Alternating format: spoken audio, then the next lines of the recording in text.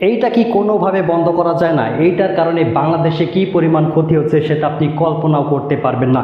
এইটার কারণে বাংলাদেশের যুব সমাজ কীভাবে ধ্বংস হচ্ছে সেটা আপনি কল্পনাও করতে পারবেন না। এই তো কয়েকদিন আগে ময়মনসিংহের ত্রিশালে এক যুবক অনলাইন জুয়ার টাকা সংগ্রহ করতে বৃদ্ধ পিতামাতাকে চাপ দেয়। বৃদ্ধ পিতামাতা সেই টাকা সংগ্রহ করে দিতে না পারলে সেই যুবক বৃদ্ধ পিতামাতাকে হত্যা করে ঘরের মেঝেতে পুঁতে রাখেন। একবার চিন্তা করে দেখুন এই যুবক কী পরিমাণ অনলাইন জুয়ার প্রতি আসক্ত হয়েছিল যে নিজে পিতা মাতাকে হত্যা করতেও সে দ্বিধাবোধ করেনি। বাংলাদেশে আইন পাশ হয় ঠিকই, কিন্তু সে আইনের জারি আমরা দেখতে পাই না। কয়েকদিন আগে বাংলাদেশে একটি আইন পাশ হয়েছে যে কোনো ব্যক্তির মোবাইল ফোনে যদি অনলাইন জুয়ার কোনো অ্যাপস পাওয়া যায় তাহলে ওই যুবককে 2 বছর কারাদণ্ড এবং 2 লক্ষ টাকার জরিমানা করা হবে। কিন্তু বাস্তবে কিন্তু এর প্রতিফলন আমরা তেমন দেখতে পাইনি।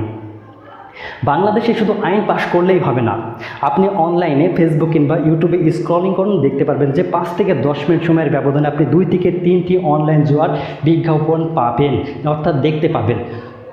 কথায় আছে প্রচারেই প্রসার। অনলাইন জুয়ার প্রচার যদি বন্ধ না করতে পারেন তাহলে এর প্রসার কীভাবে বন্ধ করবেন? শুধুমাত্র আইন পাশ করে কিন্তু অনলাইন জুয়া বন্ধ করতে পারবেন না। শুধু দেশ করলে হবে না, দেশকে বাঁচাতে হবে। এই অনলাইন জুয়া যদি বাংলাদেশ থেকে বন্ধ করতে না পারেন তাহলে কিন্তু বাংলাদেশ আর বাংলাদেশ থাকবে না, বাংলাদেশের অর্থনীতি তুঙ্গে চলে যাবে।